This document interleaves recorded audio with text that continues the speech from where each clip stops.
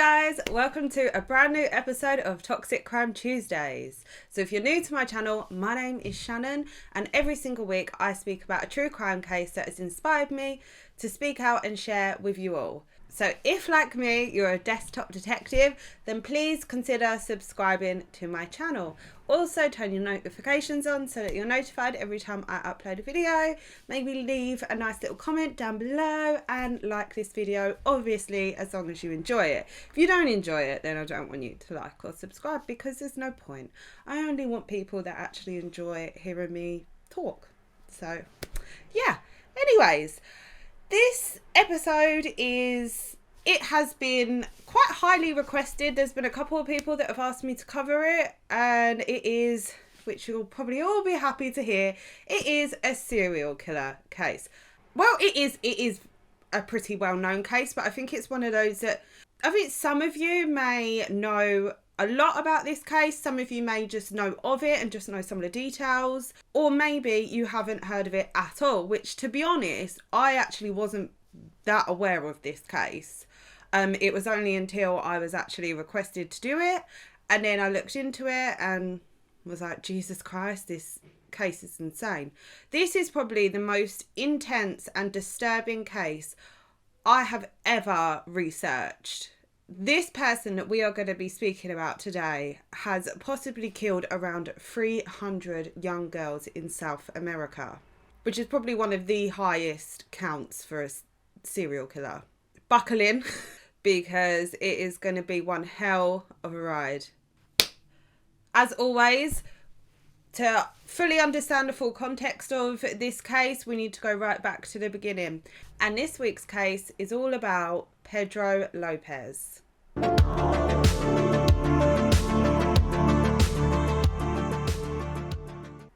Pedro Lopez was born in 1948 in Santa Isabel in Colombia.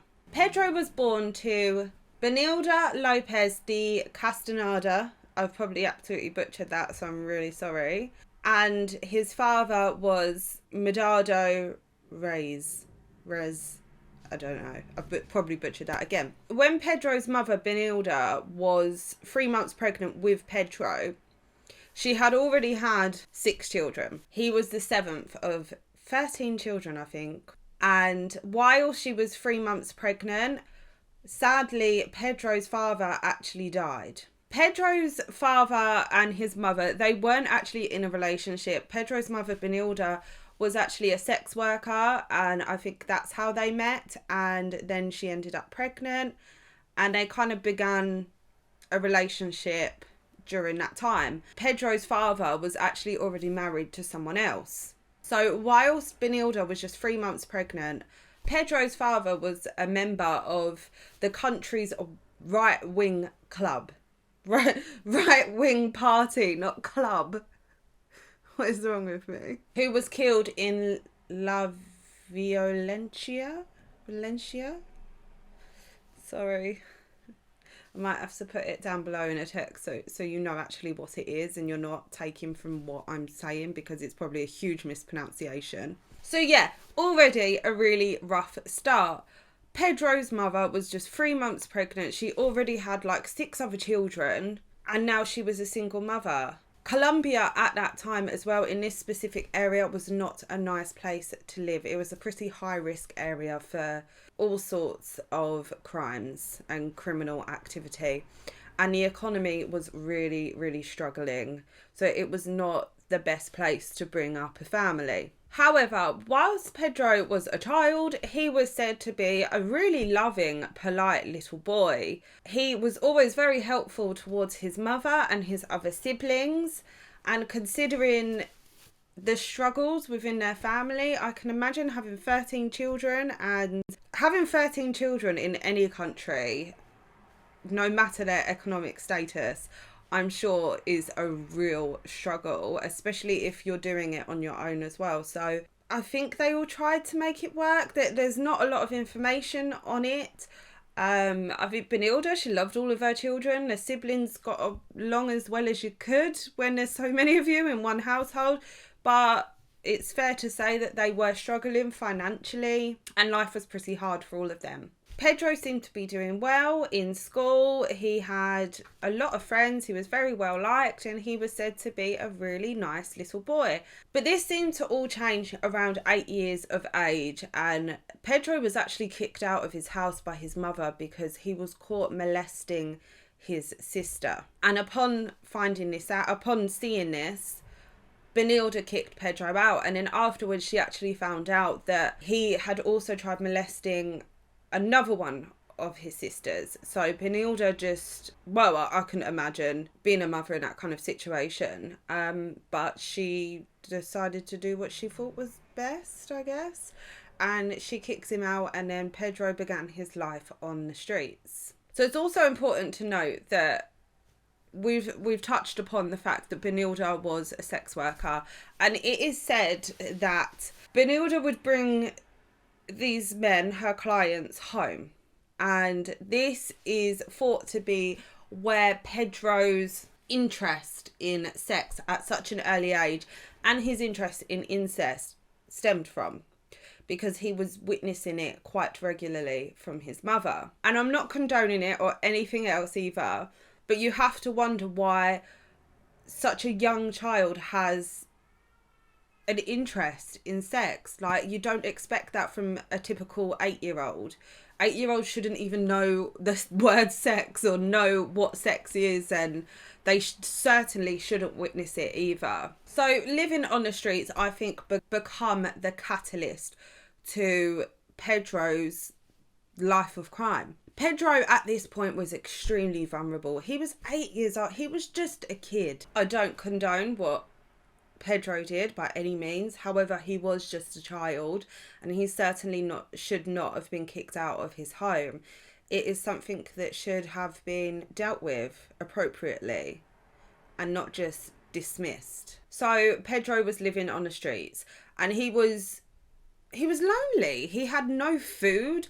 He had no shelter. He had no warmth. He had no love. He had fuck all. And then one day he was approached by a man who said to Pedro that he was going to supply him with a warm bed and food and, you know, all of the essentials, everything that Pedro was craving at this time. So Pedro nearly bit his hand off. He was like, hell yeah, I'll come with you. So this man, he led him away, and he was like, look, my house is over here. And this is when he led Pedro to an abandoned building, and he repeatedly raped Pedro. So this is just absolutely horrific. This poor kid is living on the streets at just 8 years old. He hasn't got a friend. He hasn't got his family. He hasn't got food. He hasn't got anything. And then he sees this stranger who basically offers to give him everything that he is craving at this point, and he just takes advantage of him. So I do truly believe this to be the catalyst of everything that Pedro then goes on to do in his life. Whilst Pedro was living on the streets, I forgot to actually say this bit, he had travelled to Bogota, which is the capital city of Colombia.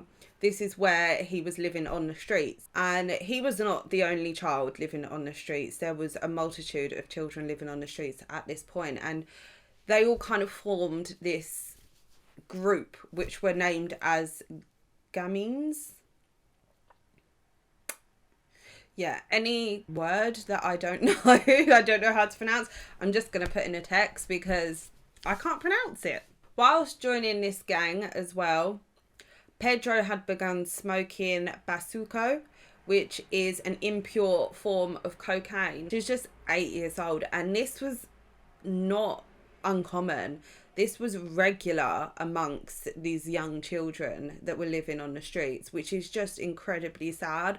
When you're living in a completely different country from a completely different culture, you hear of certain stories and certain lifestyles, but until you actually witness it or you do a lot of research into it, it's not until then that your eyes are really open and to the severity of these situations and how heartbreaking they are. Like, I have a 1-year-old, and God, in 7 years time, like him living on the street, it just, It absolutely breaks my heart. It really does. Like, no child should live on the streets. No child should have to beg for food or steal for food. It's just absolutely horrendous. But like I said, this happened all of the time, and it shouldn't be happening ever. So at 10 years old, Pedro was approached by an elderly why can't I say it? An elderly American couple. They said to Pedro, look, you can come with me. We're going to, you can come and live with us for a little while until we can find you somewhere more permanent. So he did. He went and lived with this family, well, this elderly couple, and they looked after him and they enrolled him at an orphanage. But sadly, this would be the wrong choice. Whilst Pedro was there, he was sexually molested by a teacher at the age of 12. And because of this, Pedro ran away. So when Pedro spoke later on in interviews, he stated that the reason why he did what he did was to act out in vengeance of what happened to him as a child. And don't get me wrong, what happened to him was absolutely horrific, and no child should ever have to endure that kind of abuse or that kind of lifestyle. But it does not condone what Pedro went on to do, which we will get into. And I just want you to remember this, that yeah, his life was bad. It was really bad. But your childhood doesn't define who you are. It's your choice. It's the choices that you make.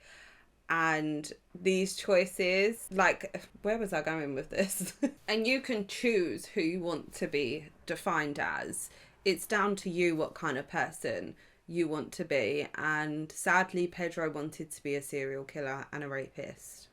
So now we're going to get, there's a bit of a blank space between the age of 12 and the age of 21. So I don't really know too much. So I'm just going to skip to the age of 21.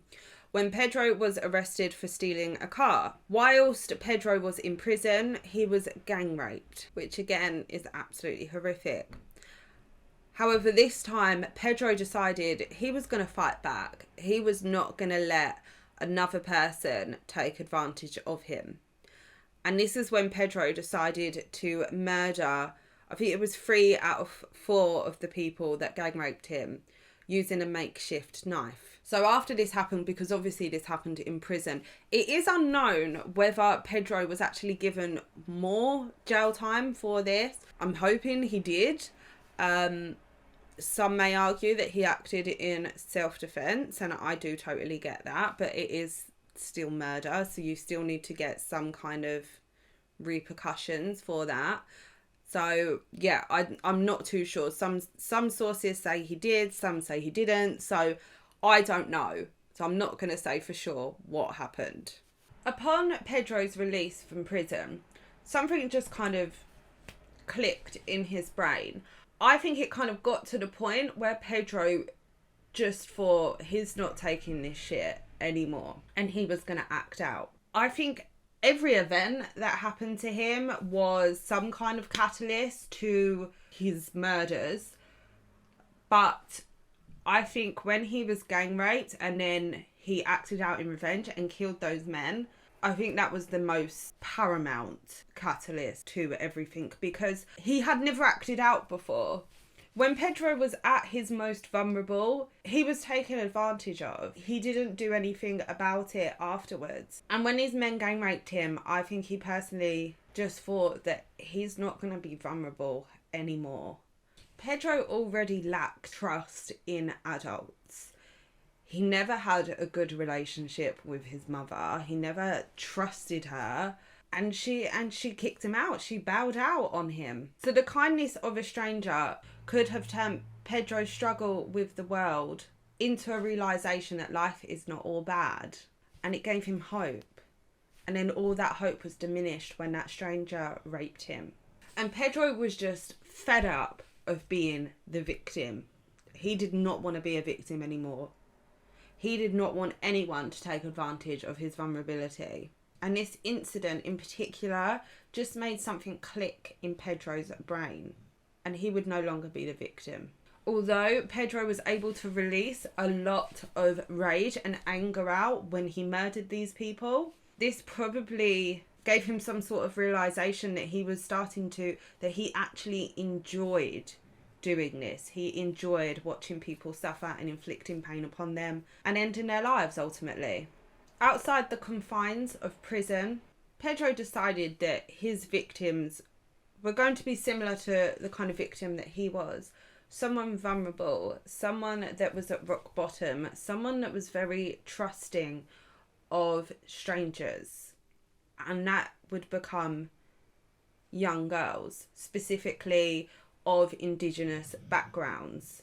He particularly wanted young girls who would go out of their way to help a stranger in need, which would ultimately be easier to capture. And in addition to these young girls, it is also possible that these murders were actually related to his sexual interest in his sister that his mother put an end to, and also his anger towards his mother, which he has always spoken about in his interviews. Pedro has stated that his mother was very abusive towards him, but his mother always completely refuted that, and no one else has ever confirmed these claims. It has always come just from Pedro, so no one knows what the truth actually is. If Pedro didn't want to be a victim anymore, why would he then go after young girls, young vulnerable girls that were similar to the kind of victim that he was? Why would he not, become a vigilante in some sort of way, or maybe go after older men that were sex offenders or seemed to be sex offenders, of a certain description? Why would he not go for them? Why would he go for young girls? So it does seem to be that there is some kind of relation to his family, his sister or his mother. So how does this make sense? Like, I'm the kind of person that I try to empathize and understand as much as I can of most situations. However, this is one that I certainly struggle with because his MO just doesn't make sense. But what we need to remember is Pedro was extremely traumatized. There's no disputing the kind of the tragic life that Pedro endured. It was horrific. And I'm sure as human beings, we can all empathize with that. So I'm sure his background, everything that happened to him, all of the trauma, definitely played some part, if not a major part, in Pedro's choices. And the traumatized mind makes sense out of chaos as best as it can. He was traumatized from such a young age, and he learned in prison that in order to escape abuse and escape the people that had abused him, he needed to kill them. But then still, with that being said, how does that make sense? Why did he go after these young girls? But it is likely that Pedro possibly began to believe that in order to prevent himself from being a victim again, he needed to always remain in power.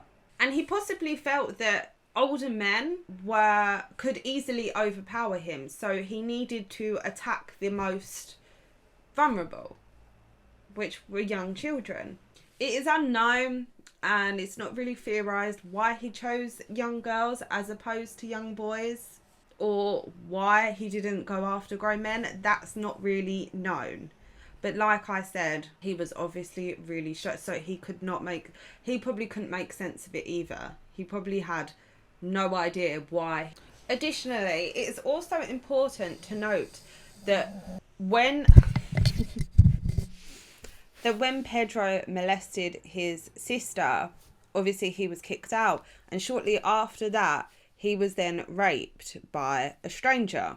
Maybe in Pedro's mind, this could have seemed like he was being punished for what he had done to his sister.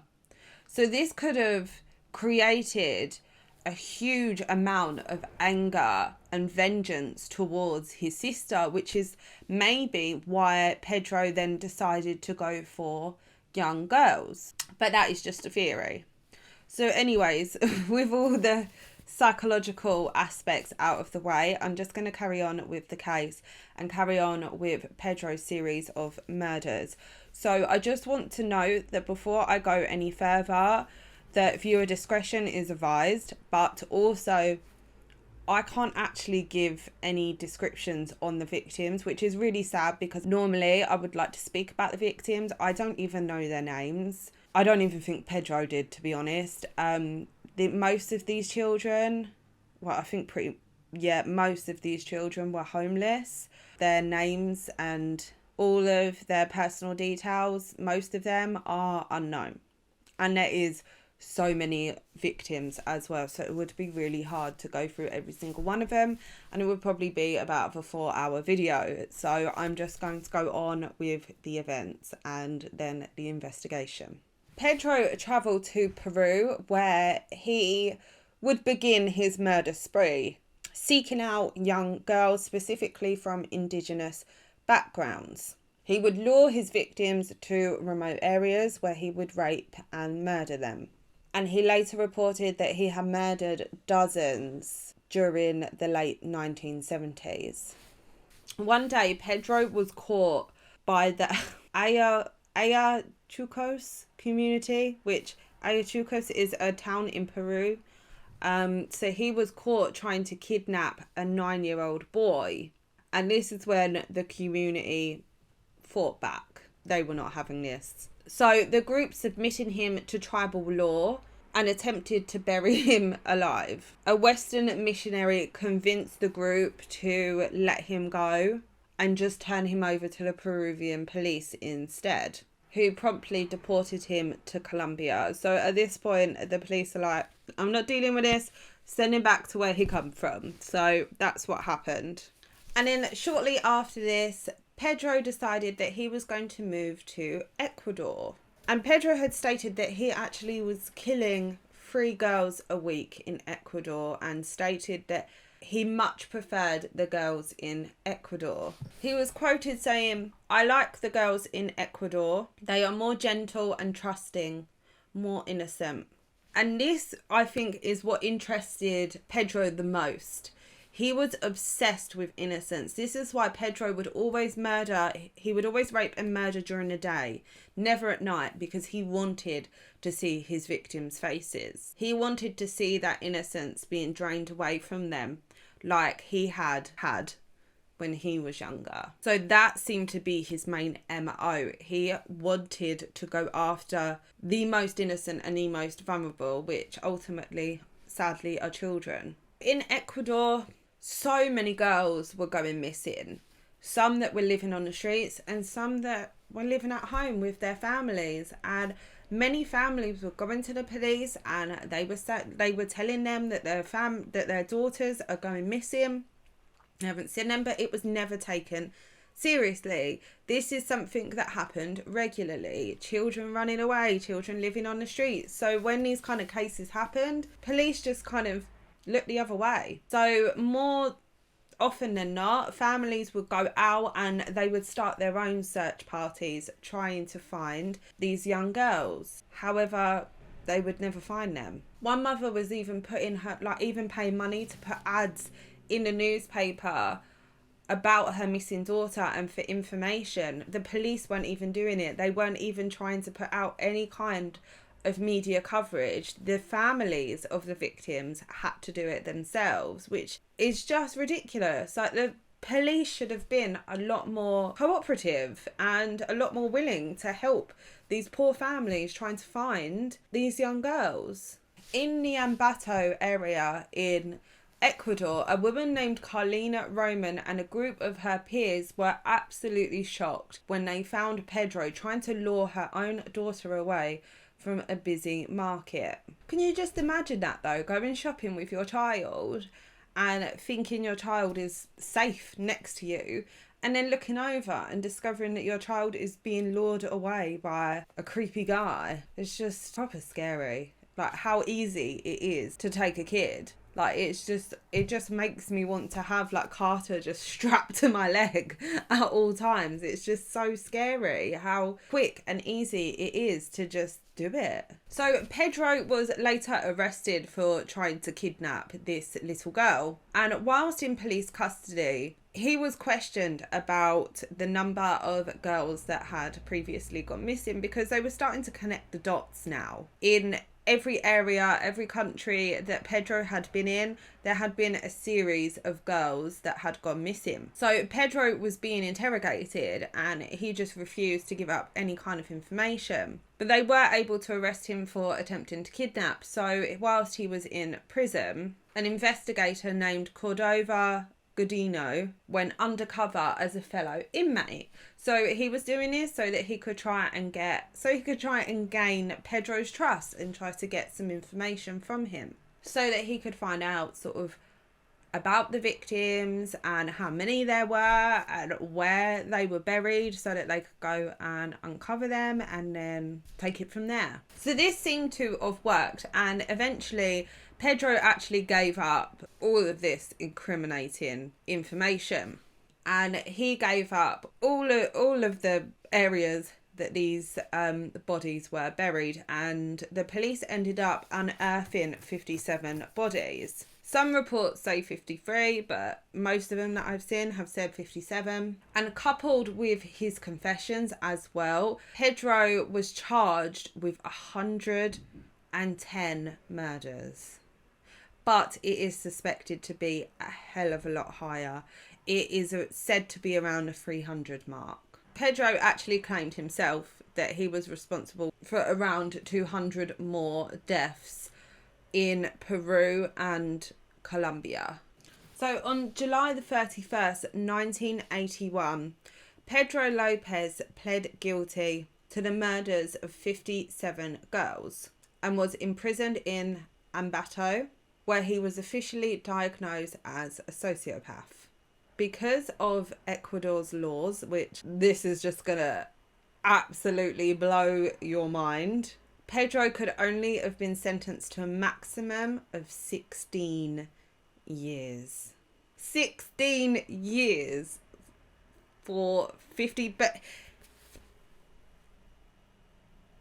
he confessed to 300. How does that happen? What is this law? I don't understand it. I really don't. And as you can imagine, this outraged the general public. They went mental about it, which is completely right. I would as well. Eventually, not that this affected Pedro's case, but eventually Ecuador did change their law to a maximum of 25 years. That's still not enough. So I've researched cases where someone has killed 2 people and has been given 100 years for each murder. There's 200 years for 2 people. 16 years for 57. Like that, how does that make sense? So on August the 31st, 1994, Pedro was released from prison. He had only served 14 years. He had 2 years reduced because he was on good behaviour. He was being a good boy whilst he was in prison. Obviously, that's going to happen. If you're only serving a minimum of 16 years and you know that there is some light at the end of the tunnel, obviously you're going to be on your best behaviour, and then you're just going to go back to doing whatever you were doing before, because you know that there's no repercussions, or no repercussions that are actually good enough or are actually going to sink in. So Pedro was deported to Colombia, and authorities attempted to convict him of a 20-year-old murder. But instead, Pedro was declared insane, and in 1995 he was institutionalized. But in February of 1998, Pedro was declared sane and was released from this mental facility.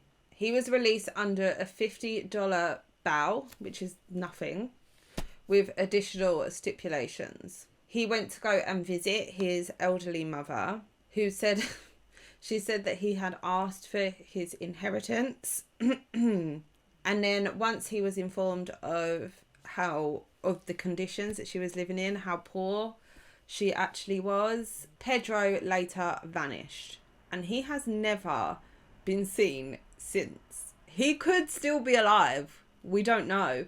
There has been, I'm sure there's been claims that he's been, but there's been nothing concrete. But he was actually tied to a murder. Well, it was suspected that he could have been connected to a murder in 2002. But his whereabouts has never been known since he vanished. So Pedro did a lot of interviews whilst in prison, and I will post them down below. I don't like to put them into my videos because sometimes they can be copyrighted. So instead I will just put them in the description box so that you can go ahead and watch them yourself. So that is all I have for this case. I told you, I warned you, it was a mad one, but it's your guys' fault because you're the ones that are always asking me to do a serial killer case. So there you go, enjoy. Although there wasn't a lot of information about the victims or anything like that really, which is mad because it's a pretty, it's one of those cases that it is big, but considering the intensity and the severity of this case, it should definitely have been a lot more well known because I never knew about it. Not that that means that it wasn't well known because I didn't know about it. So much for myself. But there's lots of people that I've spoken that have never heard of this case either. So yeah, it definitely should have got a lot more coverage. Let me know what you guys think. Let me know what you think about why Pedro went for young girls. If you agree with my theory, yeah, always leave me your thoughts and opinions. And if you think that there's any kind of information that I've missed out, if you think I didn't do it justice enough, then please, as always, let me know. And also follow me on Instagram. It is Coffee and True Crime Club. And I always post about my next upload. I always give you a little hint about what I'm going to be uploading. And if I'm not going to be posting if I'm not going to be uploading that particular week, I will always let you guys know on there. So make sure you do follow me. And also you can interact with me. You can message me. We can hang out. We can talk. Like, it'll be really fun. So yeah, also I'm going to be uploading a lot more. Now that I've got my ring light and I can sort of upload I can film whenever now. Whenever my son's napping. Which is quite regular. So yeah, I will be uploading a lot more. I've got quite a few fun ideas coming up. I've got a few more series that I want to do. And yeah. So anyways, if you haven't subscribed to my channel, please subscribe. And if you've enjoyed this video, please like it and also share it if you think it's worthy of sharing. And I will be back again next week with a brand new episode of Toxic Crime Tuesdays. So as always, guys, stay safe, stay spooky. Bye.